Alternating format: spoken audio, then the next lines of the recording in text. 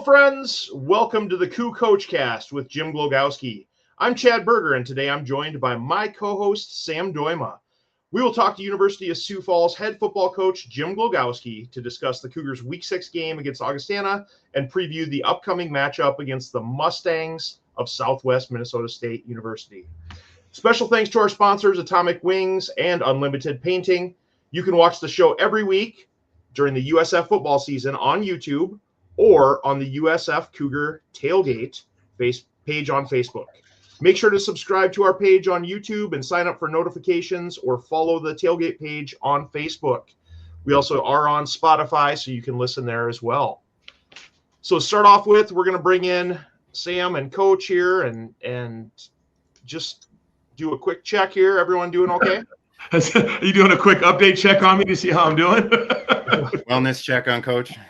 Hey, I'm doing all right. The sun came up as we were talking a little bit pre-show. It's as difficult. And again, I'm not one of these guys that kind of minces words. I'm pretty direct about stuff, but it's as difficult as a loss, that I've been a part of, especially as a head coach. There's no doubt at all. It's frustrating, disappointing. I think our kids, they're hurting. They're still hurting a little bit, right? But it was, very disappointing when it's a big game. I understand that. Our players understand it. Our program understands it, and came up a little bit short in a situation where obviously, as we all know the details of it by now, certainly didn't appear that way after 3 full quarters. All right. Well, Sam's going to kind of do a quick recap here of the game. Yeah, so it was 3-0.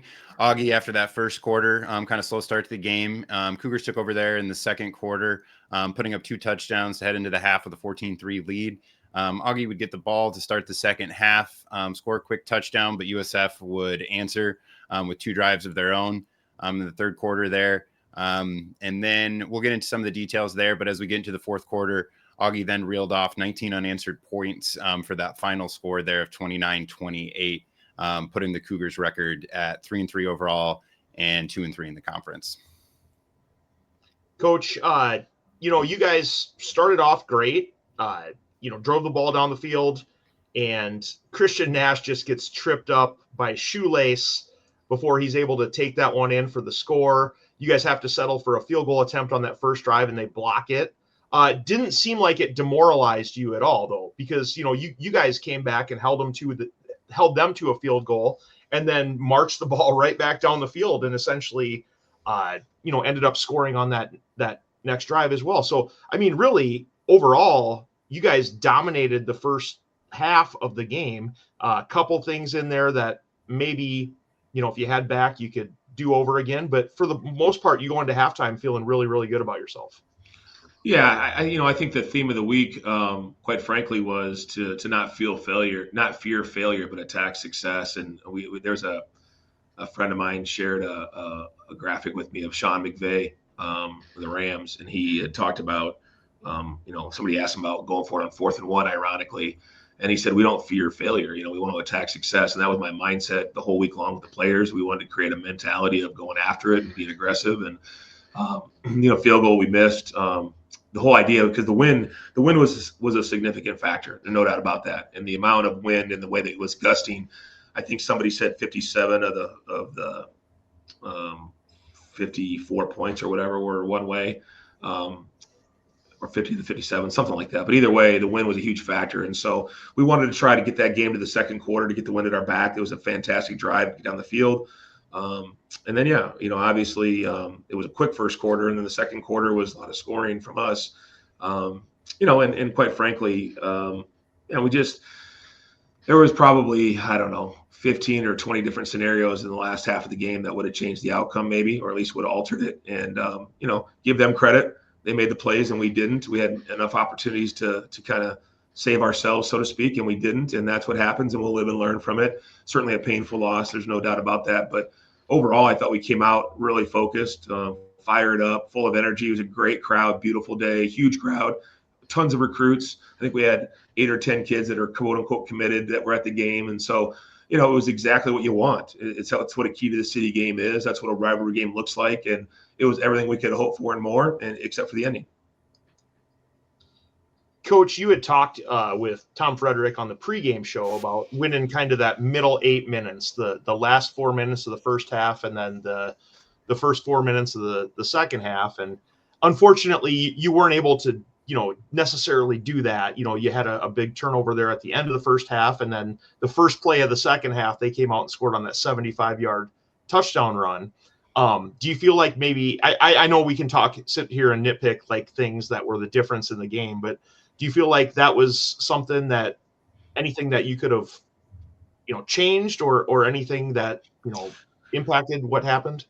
Well, that's a great question, because when it was 14-3 and they were getting the ball back, we obviously had timeouts. And the thing was, I was like, well, I said to the coach on the headsets, if we get another possession before halftime, that's incredibly important. So let's try to get one more crack at this, even if we get a chance at a field goal. Again, we understood going into, the second half, they were going to get the ball. But I just felt like there was a huge opportunity at 14-3. It was, I forget how much time it was, maybe under 2 minutes or something like that. But if we could just get one more possession and try to have a shot at it. Well, not only did we get a stop and have a shot, we had an unbelievable shot at it. A post ball over the middle that, it's 9 out of 10 times it's a touchdown, and it's 21-3 at half. And now you're really, singing a tune at halftime. So, that was unfortunate. The ball hits off our hands. It bounces back to the kid. We go to throw a flag, use my challenge flag. You got one challenge, throw the challenge flag. And unfortunately, the angle of the end zone camera was such that the play cut off. There was no video of it. And so when the referees went to review it, all they had was the far end zone shot and the sideline shot. And it just wasn't enough video evidence to overturn the call. It looked like to me he didn't have control of the football, but it is what it is. And so instead of being 21-3, it's 14-3. And so that was a little bit of, this is good fortune. We find ourselves in a situation with one more chance to go up, because I would have taken 14-3 as it were. Second half comes out, and they run a play that we'd seen many times, and we just make a mistake on the read. And one guy overruns it, one guy goes the wrong way, and they crease us. And that's, to be quite frank with you, the frustrating aspect of that. And that's something where it falls on me. And that's what I said in the post game. We've got to find a way as a coaching staff to minimize those huge plays. Going back to Northern State, we've just allowed too many gash plays where they don't have to earn it. And I think Saturday was, unfortunately, it was kind of our Achilles heel. It came back to haunt us, where too many easy scores or too many chunk plays allowed them to score quickly, and that preserved the time, and that helped, that helped fuel their comeback, to be honest with you, because if we'd have made any of those drives be 5 or 6 minutes long, we're talking a different story. So it's not just the plays as an individual play, it's the manner in which they happened. And that middle 8 minutes was, I don't know if it was, a crucial to the game, but it's certainly us not getting 7 and then getting 7. That's a 14-point swing. And let's just say we tackle the kid and they have to earn it into the wind, and we score that touchdown. Now you're up 21-3. It might be 42-3, 42, who knows? But that's the game of football, and that's why every play matters, whether it's the first quarter or the fourth quarter. Coach, I was actually in the challenge tent. I don't know how this happens, but I ended up in the challenge tent. I did hear the officials say, hey, there's not enough to see here where we can overturn this call. So if the call on the field would have been incomplete, it would have been an incomplete pass, so it's one of those things that it just unfortunate the way it was called on the field for that interception, and how it turned out. But well, and the thing about it is too, and this is a suggestion I need to make to the league. Our replay system is awesome. It's great that we even have that opportunity, and not every school has 3 angles like ours. But my contention would be is if you go to the replay and there's no video of it because the camera didn't work or we didn't get the right angle, then to me, fine. Then the play stands, you get your flag back. To lose a flag or a top opportunity to challenge because you just simply don't have the video, that that seems to me to be penalizing something for not having you challenge, you lose, fine, you lose your timeout, you lose your flag. But to not even have the ability to confirm the call because there's no video, that's something we need to look at. But nonetheless, we got a chance to catch that football. It's 21-3, and it's a different tune. We had a chance to get some fourth downs. There's 1,000 plays, as I told our players after the game. It is not one person. It's not one coach. It's a team win and it's a team loss, and we have to own it as a team. Well, let's go through the scoring summary here. Sam, you ready for this? Yeah. All right. So as I It's mentioned, guys, it's okay. Like I can feel it coming through the intranet wires that you're trying to tiptoe. No, Coach. Okay, so hey, we're both alumni. We were both at the game on Saturday. Sam and I talked before you logged on. It's like we feel it too, right? I know. And so it's one of those things where feel it. It's like we hurt for you. We hurt for you, and we hurt for the team. Like I said, if I think I've learned that as a fan finally. And I think I've said this before as a father now, having a kid who's just like, he's like enamored with the game. And then he looks at me when you guys are like trying to put together a 2-minute drill. And he's like, Dad, are the Cougars losing? Like, he doesn't even know. And so that's perspective. You talk about like, all right, like that's perspective of like, he's just happy to have a sunny day out with the family. And he wants to go give high fives and get on the field after. Like, that was the most important thing to the world to him. I gave him one after the game. I tried to high five him after the game, and he looked the other way. It was kind of cute.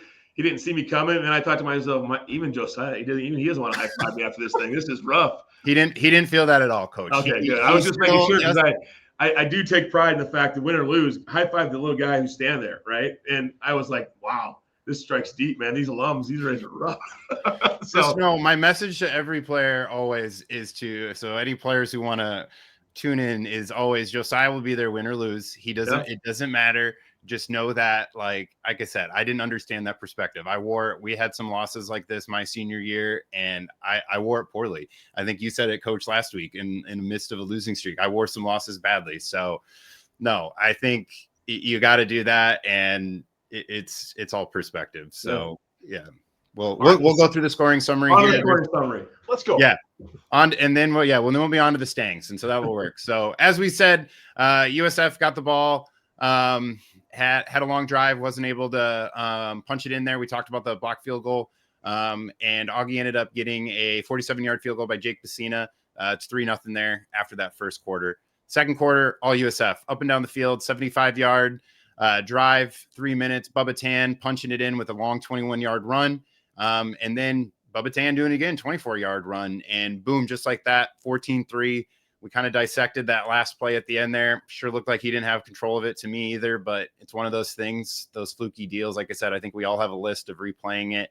I think the O-lineman in my head is going to go to these fourth downs in the second half of getting those 1 yards here ever. But like we said, we're sitting at 14-3.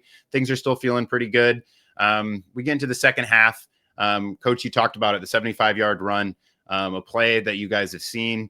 Misread. All it takes is one time like that. And just like that, all right, 14-10. But you guys answered. Awesome to see. Hank Brown Jr. coming down with a 20-yard pass from Cam Dean, capping off a 7-play, 72-yard drive. And then Hank Brown Jr. Tacking on another one here, 6-play, 68-yard drive. And third quarter, things are sitting pretty good. It's 28-10. But then as we dissected, USF had one more chance to punch it in. Had the penalty, the offsides on Augie. You decide to go for it. Couldn't quite convert. Augie gets the ball back, and that's when their scoring started. Blunt had the 16-yard pass from Lucero. Pacina kicked a 52-yard field goal with the wind at his back. And then Huber hauled in a 24-yard touchdown pass, and the 2-point conversion was good, settling for that 29-28 score. So I think, Coach, the reason we hesitated wasn't the scoring summary, probably because I think as this is a coup-centric Coastcast, we don't want to talk about the scoring. I think the thing that you guys living with, like I said, if it hurts us fans, I know it hurts you guys even more. And I think that's what bums us out is like, it's all the what ifs, all the stuff that's not on the scoring summary, unfortunately. And Chad's probably going to pull some up on Coach's Clicker. Those are the what ifs that are there. And I think I don't think anyone faults the aggression. I didn't hear any of that from any alumni fans. I think it just comes down to we're all bummed for the execution. And that's not, don't take this the wrong way, players. Nobody's bummed at the coaches or players. No. It bummed it didn't happen. Yeah. Nobody's like, oh, Coach, what the heck? Why did you go for it? It's like, it just didn't happen. I think that's where I can't imagine how you guys feel. So, and that, I don't know if you can go back to that slide, but just this is something that just struck me just now. But if you take those scoring summaries, right, of the third and fourth quarter for Augustana, I think it's less than 4 minutes total. So they scored 4 times. They put points on the board 4 times and used less than 4 minutes of clock. And I think that maybe is the most telling statistic and within all the statistics, because we did not make them earn it. When you score that quickly, and so we can look at all the things on the 4th and 1s, which I agree with, or a drop pass or a missed block or whatever. But from a defensive coordinator's mindset, which I am in my blood, we allowed them to score that many points, 26 points in less than 5 minutes, at least 4 minutes of real clock time. And we dominated time of possession, but at any point, 2 or 3 more plays or whatever, or maybe and that's just unfortunate. Like, we can't allow them to score. So when you talk about how can we fix this, because at the end of the day, it's over with. I can't change it. But what can we look at this and take from it to be better? And it's the same old, same old. We have to get better on defense of giving up big plays. Offensively, we have to convert. Even though we've had 500 yards of offense, that wasn't enough. We needed 530, 520. So we can't get tied to these numbers. We have to get tied to results and production and really kind of getting under the hood and figuring out how we can be a better football team for the last half of the season. Because if we don't, these things will continue to haunt us no matter who we're playing. And it can't just be an Augie loss. It has to be, how does this program get better to be a better program, not just this year, but next year and the year down the road. And we have to inform our kids that this is why these opportunities are so critical, so that they can hopefully be more focused in the moment and we can get a different result. Because at the end of the day, that's unacceptable for them to score that many points and use that little clock. It just can't be that way. And you go back to Northern, it was special teams and defense. You go back to even Bemidji. They had a couple of big chunk plays that allowed them to score.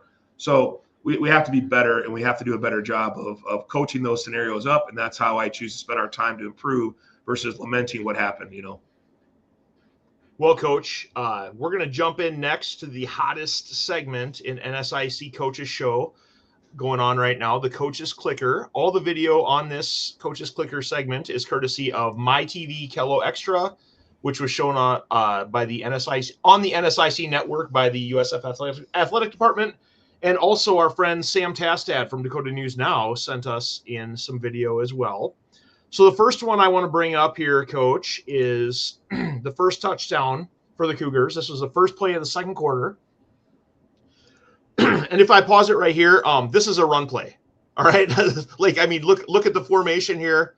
You got how many tight ends? 3 tight ends, 4 tight ends in the game right now. Obviously Cougars, it's 4th and 1 on the 21-yard line. And you guys are going to run the ball here. I don't, over the season, you've had Cam run some of these, but right now it just ends up being backside guard pulls, 2 tight ends lead up, and moving that pile. I'm going to pause it right here and just look at the push of the offensive line in the second quarter on this one, and moving the pile. And Augie had 2 players outside in the alley, and Bubba cut it inside, and then there was no one there.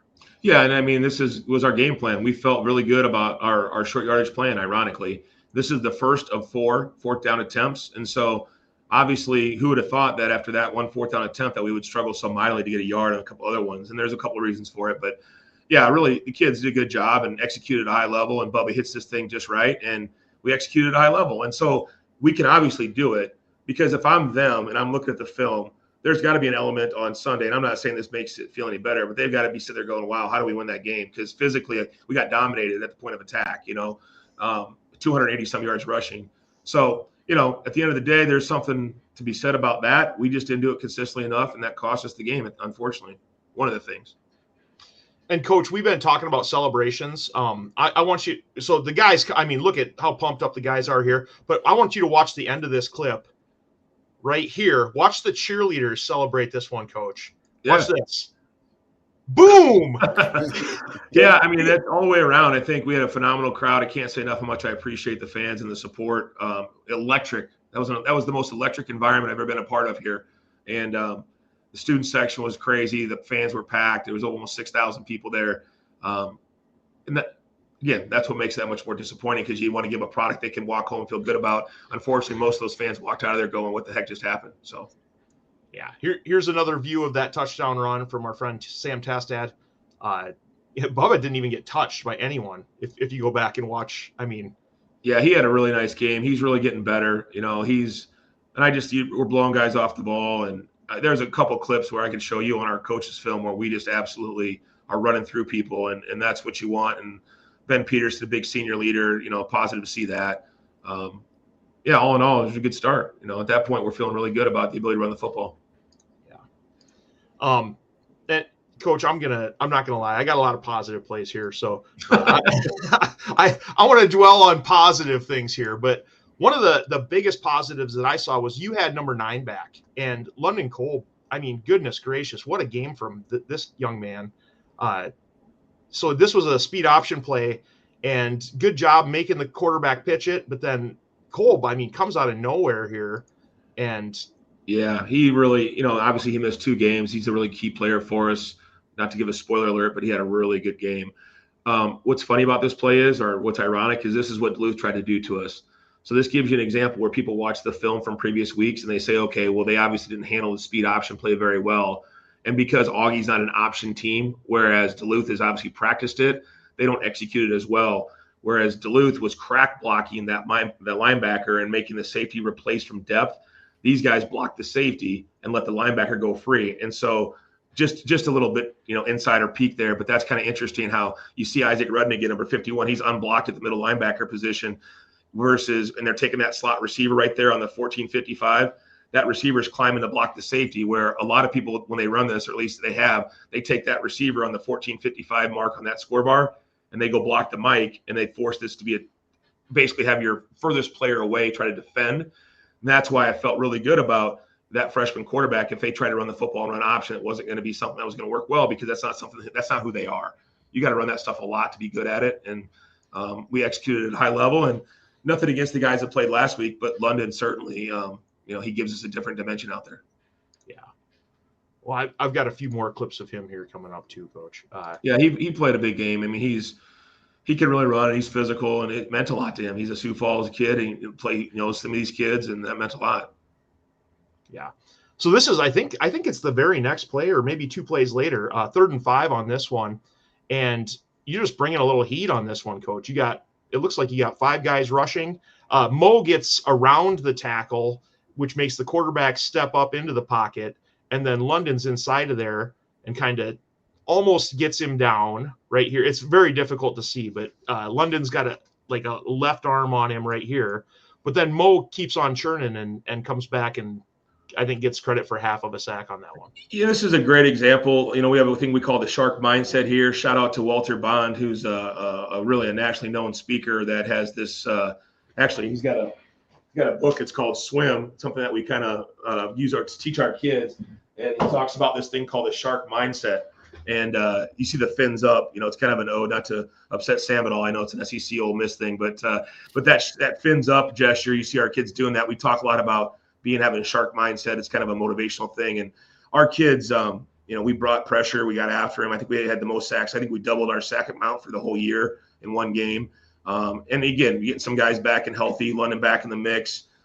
Cade Morris made a short appearance. Andy Henson made a very small appearance.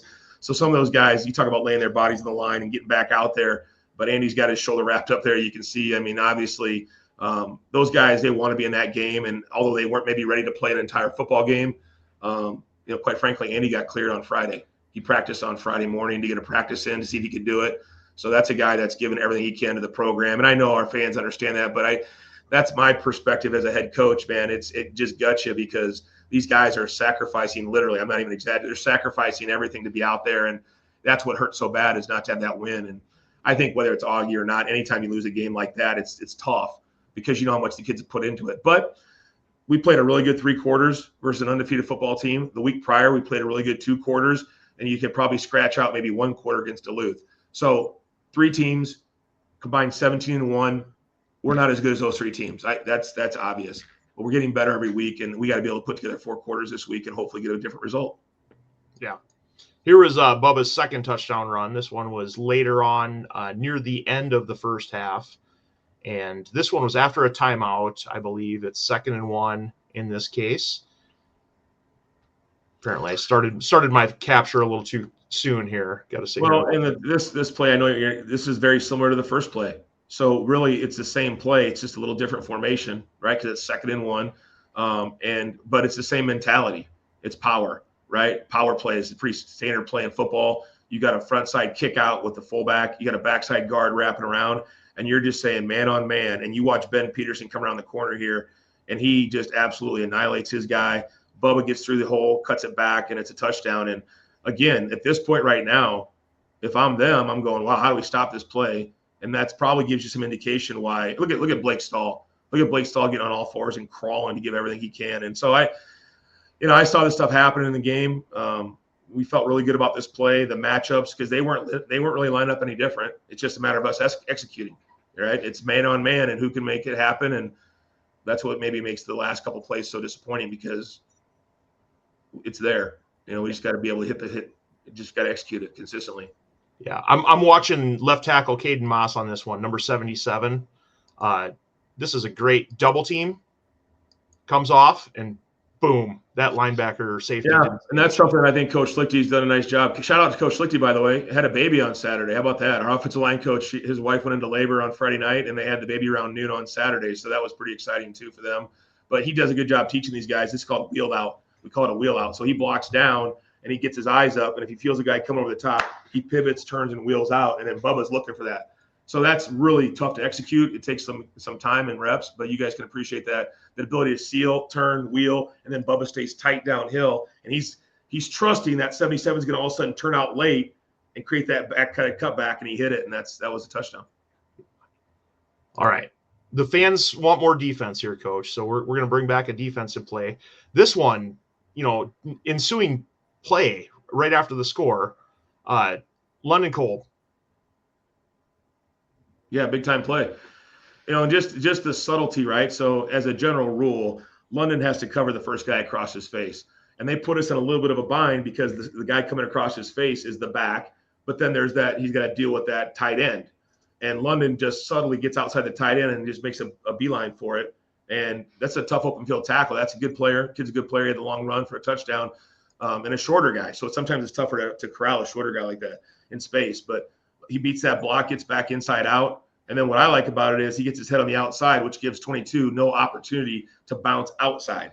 If London puts his head inside, the natural momentum of the running back is to keep going outside, and you can miss that tackle. But London's got to get back outside, so it's almost impossible for this guy who's running full speed from inside out to cut back inside, and he makes the play. Yeah. Yep. He had a great game. That sets us up for the opportunity to get the ball back at the end of the half too. So At that point, we're feeling good about 14-3 at halftime, just get the ball back. But then we start using timeouts, get the ball back, put ourselves in a position to maybe put some more points on the board. Well, let's jump to the second half here, third quarter. This one is on Dakota News Now. This is Hank Brown's touchdown. Guy's been doing it all season long and finally got the end zone.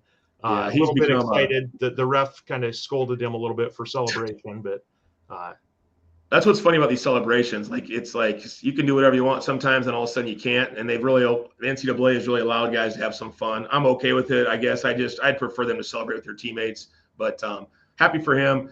Basically, we got him in a situation where Hank was one-on-one with the safety, and you don't see it, but he does a really nice job of getting straight vertical. He fakes like he's going outside. The safety opens up his hips. Hank sticks his foot in the ground, and he's wide open, and good throw by Cam. And at that point, again, we're feeling really, really good. I don't know that we punted at all.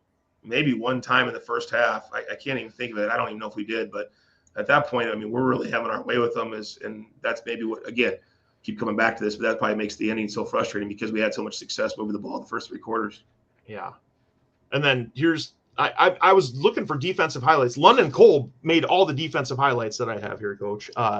This one, they run power at us, and London just goes right through the outside hip of that guy that's trying to kick him out and makes the play in the backfield. Yeah, it's really a good feel. We talk about so the expectation for London is to go smack this guy that's the first lead blocker.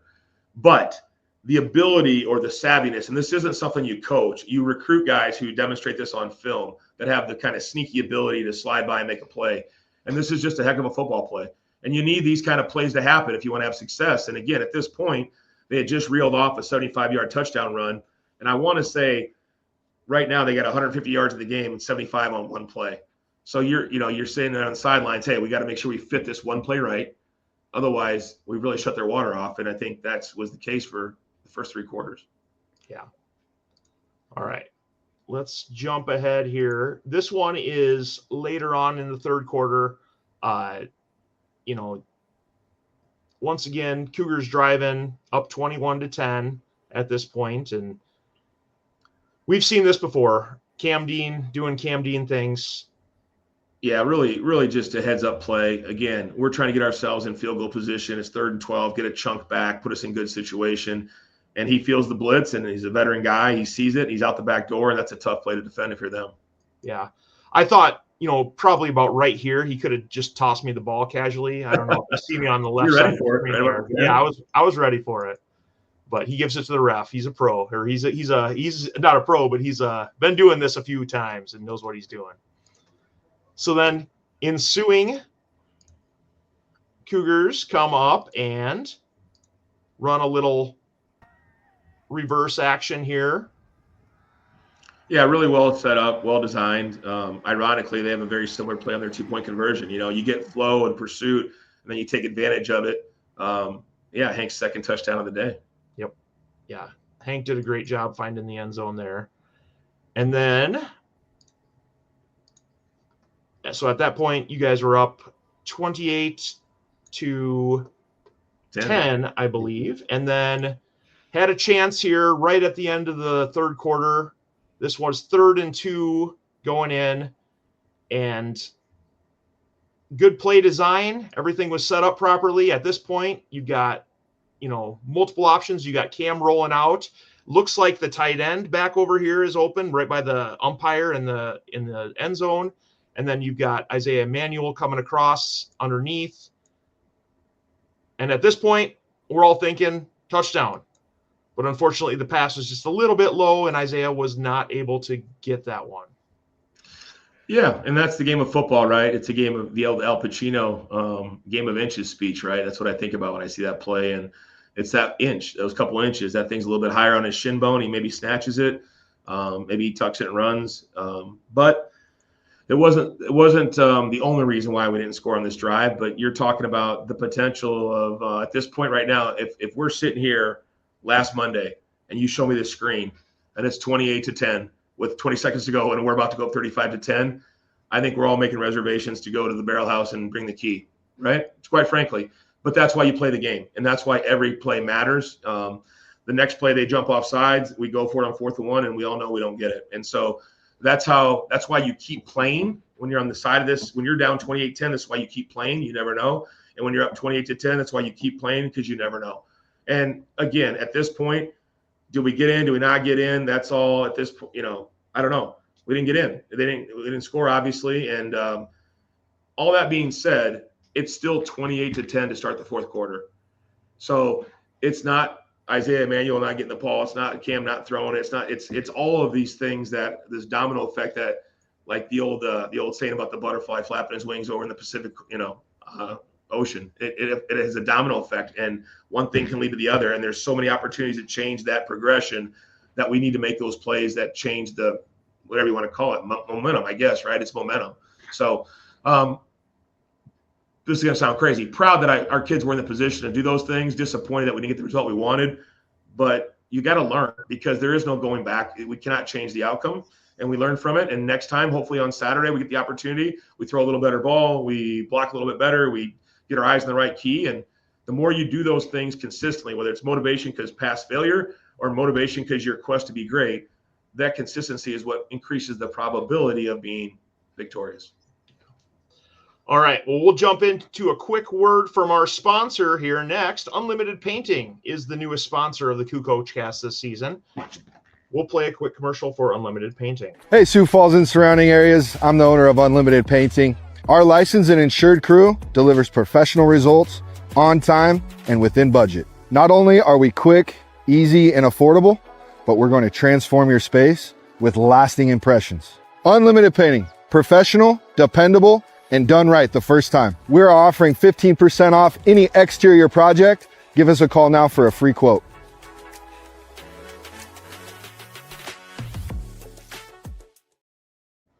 Make sure to reach out to Unlimited Painting at 605-403-9222. That's 605-403-9222. Durant and the guys will take care of all of your interior painting, exterior painting, staining, cabinet painting, anything that you need done in the painting world. Contact Unlimited Painting and they will hook you up. Next up, we're going to go in and review the statistics. Sam. Yeah. Coach, you hinted at this a little bit. Hopefully this is the last time you got to look at this for a very long time, hopefully ever, but USF dominating the statistics here, all but one.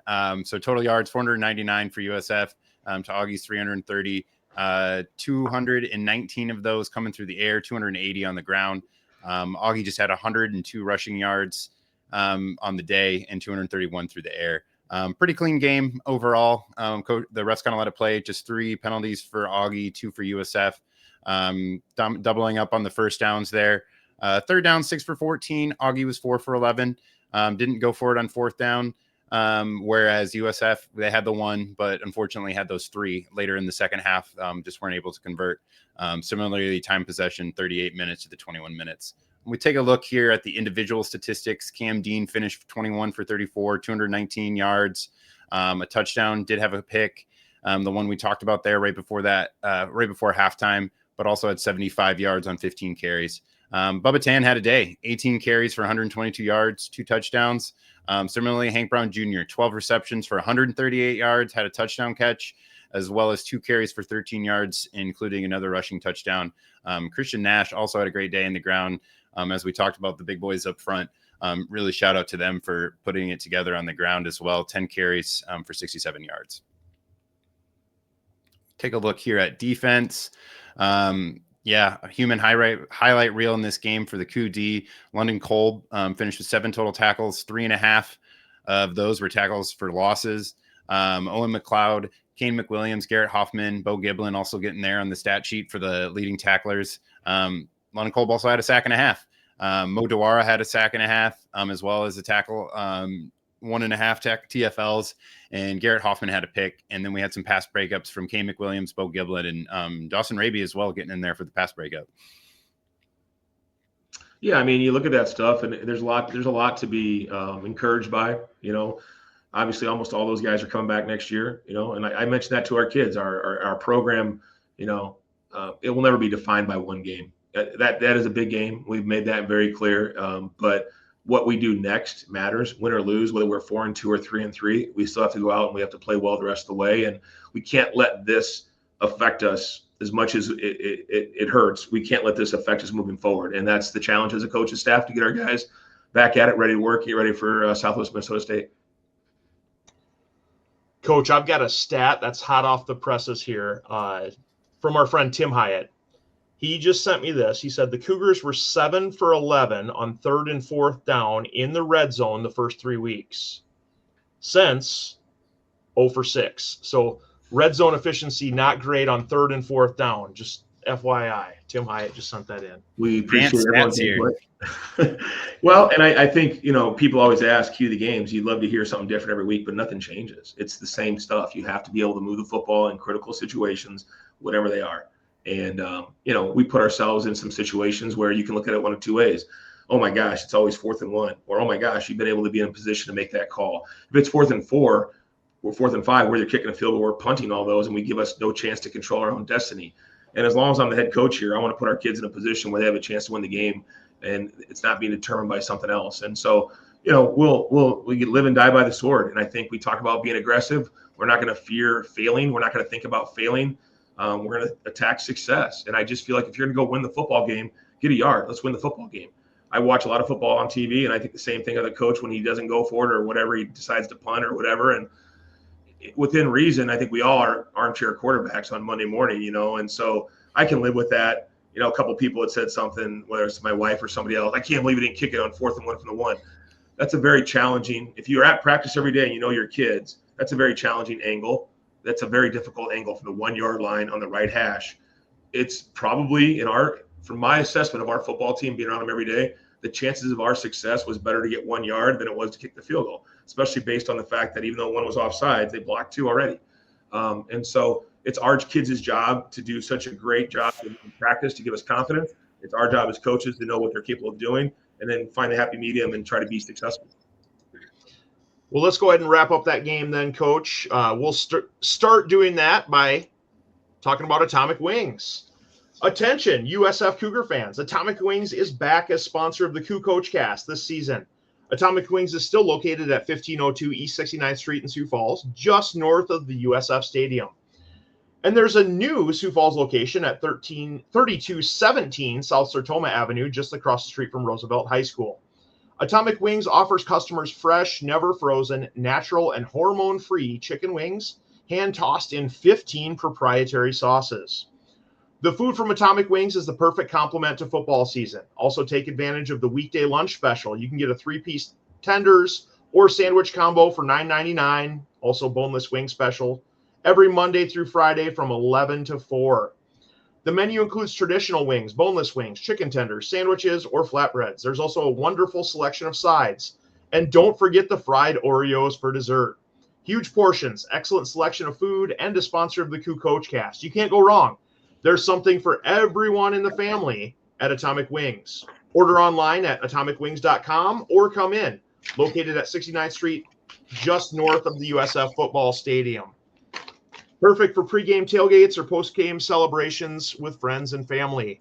And guys, I went over there afterwards. I'm not going to lie. I had a couple from the self-serve beer station, had to make sure, calm the nerves a little bit after the game.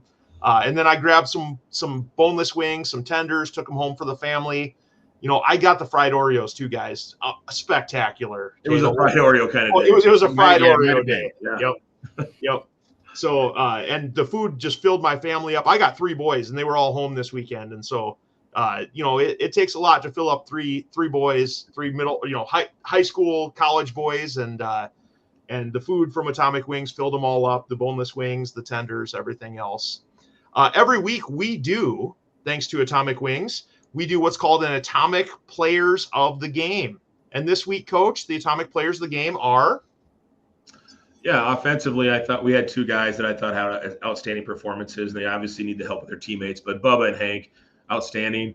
London Cole, again, coming off the injury, missing 2 weeks, being back out there made a difference. I really thought he stood out. And Alex Acom, it was kind of a weird game again with the wind and whatnot. Didn't really have any field goal opportunities. The extra points were solid. The field goal was disappointing, getting blocked. Certainly wasn't our kicker's fault. But Alex was our kickoff guy and did what he was supposed to do, and kind of a nonchalant 5 for 5, all 65-yard kickoffs with the win, but did a good job executing. And then our 2 young kids, both freshmen, AJ Morris, he's actually very reminiscent of 22 for Augustana, about 5'7", 175, electric playmaker, got a bright future, did a great job giving us a look. I was an ideal candidate to give a look for their running back this past week. And then Carson Meyer, kid out of West Lyon, Iowa, really a tough kid, plays corner for us, got a bright future, did a great job all week long, done a great job all season. So appreciate these kids. And again, trying to be respectful of the outcome of the game. How can you have 2 players of the game and lose the game? To me, we look at it from a perspective of these kids are working their tails off, want to recognize outstanding performances. And we just have to have more guys be players of the game type performances, and we'll win more games. But all in all, those guys did a great job. So after Saturday, here's the 2025 NSIC standings. You can see, we did mention this earlier in the season, but there's a South Division and a North Division. USF right now sitting at 0-2 in the South Division, 2 losses, one against Minnesota State, one against Augustana, and those are the 2 teams that are both 2-0 against the other South opponents. But overall, your record is 2-3 in the conference in the NSIC. You can see, where everyone else is at here. I'm not going to read through the standings. You can tune into Witwicky and Tom Frederick's show if you want to break all this stuff down. But, the Cougars got some work to do, but, it's not over by any means at 3-3 on the season. Still a chance to get, 5 games left, chance to get to 8-3 and lots of opportunities ahead. And you can kind of see where the future opponents lie. Speaking of future opponents, this week, the Cougars are going to play in Marshall, Minnesota, against Southwest Minnesota State Mustangs. The game will take place Saturday, October 11th at Matkey Field at the Schwann Regional Event Center. I think that's the longest name for a field that we have. Up in Marshall, Minnesota. Kickoff scheduled for 5 o'clock. So we're doing a night game here, right when we're getting into fall weather, Coach. We're going to do a little night game. Guys might have to dress a little warmer than they have been for that 5 o'clock kickoff. You can watch on the NSIC network, or as always, you can listen to Tom Frederick and Tim Hyatt on KWSN 98.1 FM or 12:30 AM, 4:30 pregame show. And Chad Birger is even planning on making an appearance in Marshall this week. So nice. I love the halftime interviews, by the way. Yes. Yeah, we're doing a great job with this. I think, yeah, we're gonna we're kicking it up. I think the sponsorship has helped out. Hopefully we can, help out. The folks at Midwest Sports Plus are doing a great job helping us out with so we got plenty of good stuff going on here. As far as SMSU goes, they have a 1-4 record so far in 2025. They got beat by Moorhead. They beat Jamestown in the second week. I think it was actually week 3, 12-7, and then lost 40-9 versus Mary, 51-6 to Wayne, and then 63-28 versus Duluth. I think Tom said on the air the other day they scored 28 points against Duluth, though. So I mean that's showing something. No, they scored right away. They were up 7-0 early. The second play of the game, they ripped off a 75-yard touchdown run. And they got some talented kids. I think they've had a struggle a little bit just with some depth and some new faces and whatnot. And I think it's their homecoming. Once again, we're invited to a homecoming, which is interesting. But so, yeah, and it's one of those things. I think it's an hour and some change to get up there. So we'll leave here and just drive up the day of and play the game and come back. But it doesn't matter who we're playing. We've got to do a better job of executing. We got to put 4 quarters together. I think at least as I look back on it, when we were 3-0, we were playing consistent football. Maybe had a couple of bad minutes, maybe stretches, but it had a poor quarter. And I think the last 3 weeks, and again, a lot of that the credit goes to the opponents. You look at the standings, and 17-1 are the combined record of those 3 losses. But we need to put together 4 quarters. And this last week was a great example of what happens if you don't close people out, if you don't slam the door early.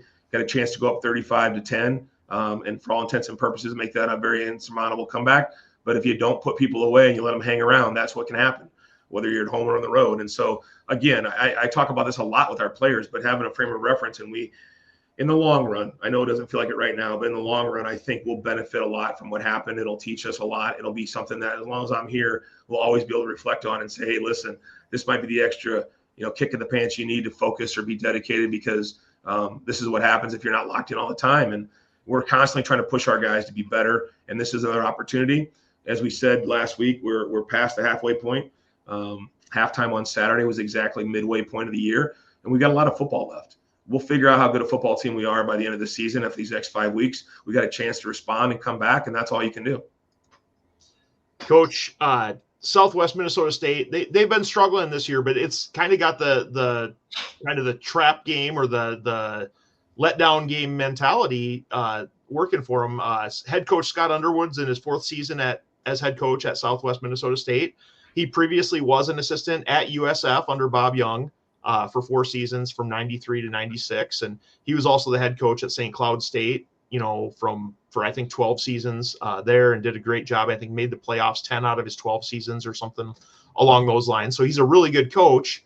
What do the Cougars have to do to avoid a big letdown this Saturday? Well, I think we've got to clean up some of the things, like, from a standpoint of tackling, eyes, discipline, keys, execution on offense, just some of those things.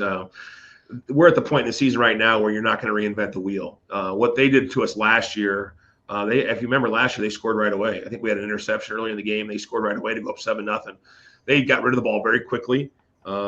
They're probably having more success throwing it than running it right now.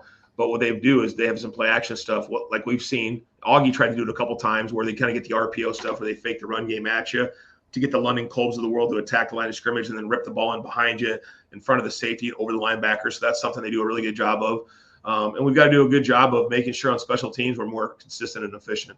We've got to cover kicks well. I know Saturday was kind of a misnomer just because the wind, it took out the kick cover stuff, but that's an area that we've got to get back to. I don't anticipate having a 40-mile-an-hour wind this weekend. Although last year we played Southwest, if you remember, it was really windy, just like it was last Saturday. So we'll be prepared either way, but we've really got to do a good job of not letting them have any life. And you get a team life and they hang around, and we saw what happened Saturday. So if we do get an opportunity to put some distance between ourselves, we've got to take advantage of it. Otherwise, we've got to make sure that we're not allowing any easy scores, and they've got to earn everything they get. All right, Coach. Sam, you got any final questions for Coach here? No, I think, Coach, I again appreciate your time, appreciate mad respect for you and what you do. Like I think I've always, doing a coach's show is really put in perspective. My job doesn't get analyzed publicly and then posted on YouTube every single Monday. So I appreciate it. This is this program means a lot to a lot of people, so we appreciate you giving an inside look to it. And we know morale is maybe a little beat up, but we're going to go back to our poem from last week. Just lie down and bleed a while. You got your 24 hours to bleed, and it's time to get up, and we're excited to see what happens on Saturday. And yeah, so a lot of football will be played. Yeah, it was a really interesting week, and we had a young man that went through a very difficult situation with his family this past week. That was very difficult. He missed a few days of practice because of it. And then we had a coach bring a new life into the world and missed the game on Saturday. And our offensive line coach, Coach Slichty, it's awesome. Him and Hannah welcomed a baby boy. And so, we've seen both sides of that, especially the last 12 months in our program. We've seen some of that stuff. And I think it's times like this that I reflect back on some of those things and why I do what I do. It's certainly not for the fame and fortune. It's not because I love to do these coach casts. I love to do it after a win. It's not fun. I don't look forward to it after a loss, but I look forward to the fact that people care. And I think that for my job as a head football coach, especially here at the University of Sioux Falls, it's to win as many football games as possible and do it in such a way that people that like yourselves that are alums that respect how we do things. If somebody gets upset because aren't what they need to be, I completely understand that. All you have to do is turn on the TV and watch Penn State lose to UCLA. And I think two of the top teams in the country preseason are now completely out of the rankings in Division I, Texas and Penn State. So I always say to myself, if those guys who are a much higher profile, maybe better coaches have the same challenges that I have, then I understand that it's not an easy operation to do, but you do it the best you can. You treat people in such a way. I got a very nice text from Tom Frederick after the game saying, hey, I appreciate your time even after a tough loss. And I would hope we get to the point where people say, man, win, lose, or draw, he's the same guy. He tries to be positive. He tries to be honest. And that's all you can be, right? And our players as young men need to walk out of this program better for it. Winning a conference championship will not make them better. Going through tough times, going through good times, handling those things properly will make them better people at the end. And that's the goal. So I appreciate you guys getting on, because I imagine from your perspective, there's a little trepidation about what do we ask? How do we ask it? I don't want to show this, but I appreciate the fact that you show some of the good stuff and the bad stuff, because I think that's what makes it what it is. So, I'm down. I'm bummed. Who isn't? And this isn't fuel for the fire for somebody else down the road. I'm not really worried about what people think when they hear this. I'm just giving you the most direct version of who we are as a program. We got to get better. That's not acceptable to blow an 18-point lead. That's not acceptable. We should be better than that. But we did it. We learned from it, and let's hope it doesn't happen again, because anything other than that is just talk. Let's go back to work. Let's be about the business, and let's try to get better. Coach, we appreciate you, man. We're a homer show here, of course. This is a true coach cast. We don't hide our biases here, so like, I mean, we're here to support you, but it is tough, but we really appreciate you coming on the show and doing everything else. If you wouldn't mind tacking a couple more tick marks on that double XL, one for me, one for Sam, we'd appreciate that behind you on the board. But I don't know what you're ordering. Well, here, I'll show I'm you. a single X, coach. Come on, Chad. Like, so I'm not my playing weight. This is the stuff people don't really know about. So this whole thing about the shark mindset is something I started a while ago, and I read it. I just Googled it, and I came across Walter Bond. And if a plug for Walter Bond, if you go and you look at if you Google Walter Bond, and he talks about this thing called the shark mindset. He's a world-renowned speaker, and he's created this shark mindset, and he's written books about it. And it's something that as coaches, you're always looking for ways to motivate people. And he puts a really cool spin on this idea of the shark mindset. And we have a thing called, in our locker room, we talk about the mindset of a shark and the 6 things a shark does and all this kind of stuff. Anyway, so somehow, some way, he reached out to me. He heard I was using this book and this as part of one of our weekly speeches during fall camp. One night I talk about different topics. And he was so kind to send us these shirts for everybody on our football team. And all was that I take pictures of our guys wearing them. It's going to be a shirt they wear under their pads. We're just always trying to find ways to build the mental part of the game. And so, again, if you get a chance, go ahead and Google Walter Bond, and it's a great story. He played basketball at Minnesota, and I believe he was the first undrafted rookie to ever start on opening night in the NBA. And he started against I can't remember who. He played for Dallas. But anyways, he played against Michael Jordan and all that. And so he and I actually have had some conversation on the phone, and he's become a really good resource for me to find ways to generate and motivate and keep our kids on the right track. And so pretty cool. I'm actually going to share this KooCast with him and make sure he knows that how much of an impact he's made on our program. And so you're always trying to find ways, but it's pretty cool. Yeah. Shark mindset. Fins up. Fins up. All right. Pen pending. appreciate everything for today's program. We will be off next week, the 13th. So we will be back in 2 weeks because USF has a bye. So special thanks today to Tom Frederick, Tim Hyatt, Matt Witwicky, the USF Athletic Department, the NSIC, as well as our friend Sam Tastad from Dakota News Now, and Kelloland for their broadcast that they did. For Coach Jim Glogowski and Sam Dooyema, I'm Chad Birger. Until next time, go Cougars.